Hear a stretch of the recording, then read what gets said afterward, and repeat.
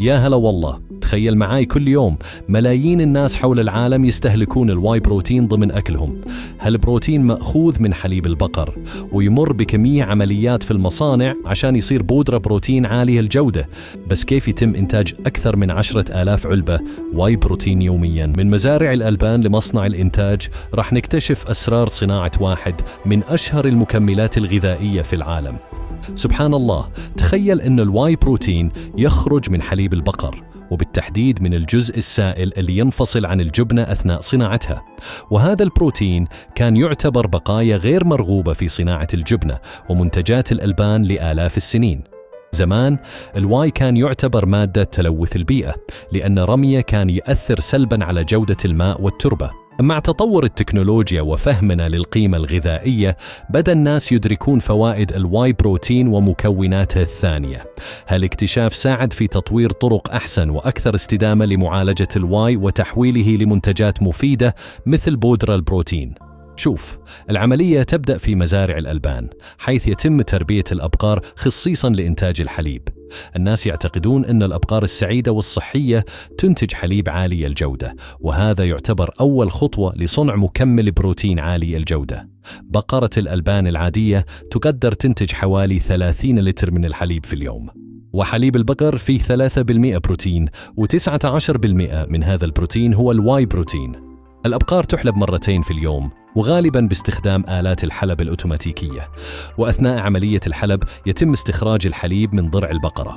الحليب هذا غني بالمغذيات، يعني فيه بروتينات ودهون وكربوهيدرات ومعادن. والحليب الطازج اللي يتم حصده يتخزن في خزانات التبريد عشان يحافظون على طراوته ويمنعون التلوث. هذه الخزانات مصممة لحفظ الحليب في درجة حرارة باردة عشان ما تنمو البكتيريا، ويتأكدون من جودة الحليب. الحين نجي للخطوة اللي بعدها. الحليب يتم نقله من مزارع الألبان إلى مصانع تصنيع الجبنة. كل يوم يتم نقل الحليب الطازج مباشرة إلى واحد من مصانع الجبنة. عادة يستخدمون النقل المبرد عشان يحافظون على الحليب في درجة الحرارة المناسبة أثناء الرحلة. في المصنع لما توصل سيارات النقل يتم تفريغ الحليب في مناطق استقبال مخصصة، وهناك يسوون فحص جودة للحليب عشان يتأكدوا إنه يلبي كل المعايير المطلوبة قبل ما يبدأوا في عملية التصنيع. لما يوصل الحليب الطازج في المصنع، أول شيء يسووه هو يخزنوه في خزانات التبريد، يخلونه هناك لين يصير جاهز للمعالجة. وقبل ما يبدأون بعملية البسترة يفحصون الحليب زين عشان يتأكدوا من الجودة والطراوة، وأهم شيء يكون مطابق لمعايير السلامة الغذائية. بعد ما يتحققون من جودة الحليب يبدأون يضخونه من خزانات التخزين عبر نظام أنابيب لجهاز تسخين.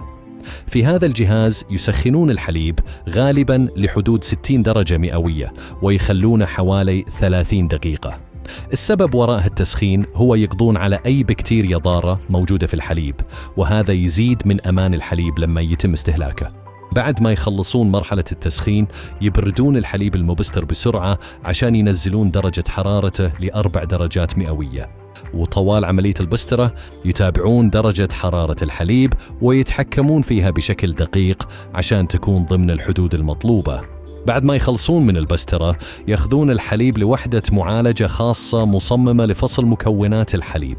بعد ما يبسترون الحليب يحطونه في حاوية كبيرة ويخضعونه لعملية فصل ميكانيكية. في هذه المرحلة يضيفون للحليب مادة متخثرة، وهذا يساعد على تكوين كتلة صلبة اللي نسميها الجبنة. السائل اللي يتبقى بعد فصل الجبنة يسمونه الواي. هذا السائل يحتوي على بروتينات مركزة ومكونات أخرى قابلة للذوبان. فالخطوة هذه مهمة جدا لأنهم يفصلون الجبنة عن الواي. في هذه العملية يستخدمون طريقة فيزيائية مثل الترشيح لفصل الجبنة عن الواي، وأثناء عملية الفصل السائل اللي يطلع هو الواي ويكون غني ببروتين الواي. هذه المرحلة مرة مهمة لأنهم من خلالها يحصلون على البروتين اللي يبغونه، وهو اللي يعتبر الأساس في بروتين الواي. يعني هم يستخرجون البروتين القيم من السائل المتبقي بعد صناعة الجبنة. تمام. الجزء السائل من الواي بعد فصله عن الجبنة قد يكون فيه كميات صغيرة من الدهون والمعادن اللي ما نبغاها. عشان كذا في بعض الأحيان يسوون خطوة تنقية إضافية لإزالة هذه المكونات، ويحصلون على واي بروتين أنقى واصفة أكثر. في كثير من مرافق المعالجة يستخدمون تقنيات مثل الترشيح الدقيق والترشيح المتقاطع. هذه الطرق ممتازة لإزالة أي شوائب موجودة في الواي والتركيز بروتينات الواي فيه. هذه العملية الطبيعية اللي تتم بدرجة حرارة منخفضة تساعد على فصل البروتين عن الدهون واللاكتوز اللي موجود في الواي، والنتيجة اللي تطلع في النهاية هي منتج نهائي غني جدا بالبروتين، وكمان يحتفظ بالمغذيات الأساسية. يعني العملية هذه تضمن أن البروتين اللي في الواي يكون عالي الجودة ومفيد للجسم. تمام، الحين نوصل لمرحلة مهمة جدا في صناعة الواي بروتين.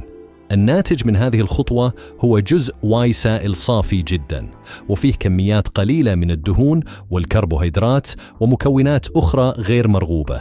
بعد الترشيح يتم تعريض الواي لعملية التبخير.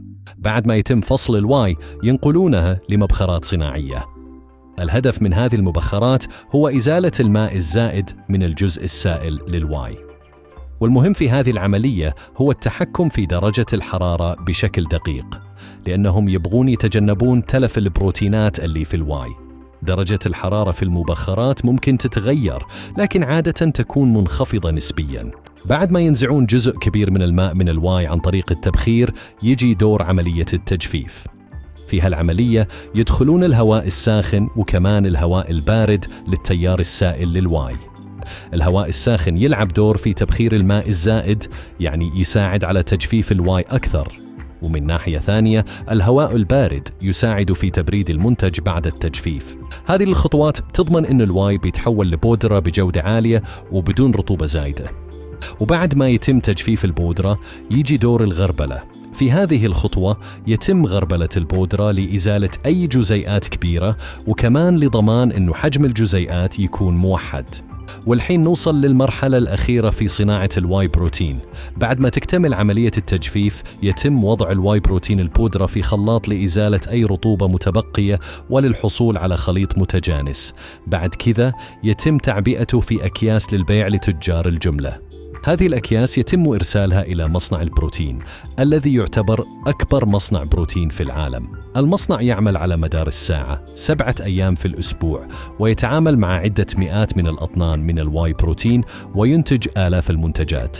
في هذا المستودع الكبير توصل كل يوم آلاف الأكياس من بودرة الواي بروتين، وهناك ينقلون هذه المواد في غرف الوزن اللي يتم فيها وزن كل المواد الخام بدقة عالية. هذه الخطوة مهمة لضمان أن كميات المواد الخام تكون صحيحة ومطابقة للمواصفات المطلوبة. يعني هم يتأكدون أن كل شيء مضبوط ومتوازن قبل يبدأون بأي خطوات تصنيع أخرى. في هذا المستودع الكبير تجي كل يوم آلاف الأكياس من بودرة الواي بروتين، وهناك ينقلون هذه المواد في غرف الوزن اللي يتم فيها وزن كل المواد الخام بدقة عالية. تمام؟ بعد ما يتم وزن المواد الخام تمر كلها عبر منخل دقيق. عادة فتحات هذا المنخل تكون بحجم 2 مليلتر. هذا يضمن أن كل المكونات تتفتت بشكل كويس وتصير سهلة في الخلط. بعد هذه الخطوة بودرة الواي بروتين تنقل لمنطقة الخلط. هناك يضيفون نكهات مختلفة للبودرة عشان يعطوا كل منتج طعمه الخاص واللذيذ. وبعد ما يضيفون النكهات يخلطون بودرة البروتين لبضع دقائق في أسطوانات دوارة. الحين نوصل لمرحلة تعبئة البروتين. واحد من العمال يحط العلبة الفاضية على سير النقل عشان يبدأون يعبونها. في هذه المرحلة يستخدمون آلة تعبئة آلية عشان تعبي العلب بالكمية المناسبة من بودرة الواي بروتين. وفي العملية هذه يستخدم العامل خرطوم شفط ينقل فيه البروتين من الأكياس للآلة، ويتأكدون أن التعبئة دقيقة عشان كل علبة تحتوي على الكمية المطلوبة من البروتين.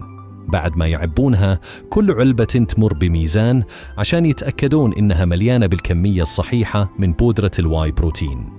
في هذه المرحلة واحد من العمال يحط ملعقة للقياس في كل علبة ويسكر الغطاء زين، وبعدين يسوون فحص بصري للجودة. هذا الفحص يضمن إن المنتج تمام وما فيه أي شوائب ظاهرة.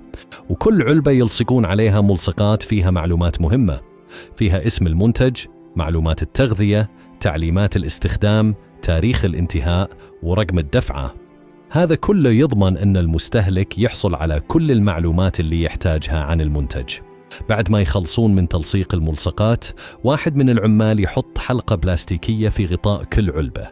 بعدين يتوجهون بالعبوات لآلة لحام الحراري اللي تسكر الحلقات البلاستيكية بالحرارة وتضمن إن السد محكم ودقيق.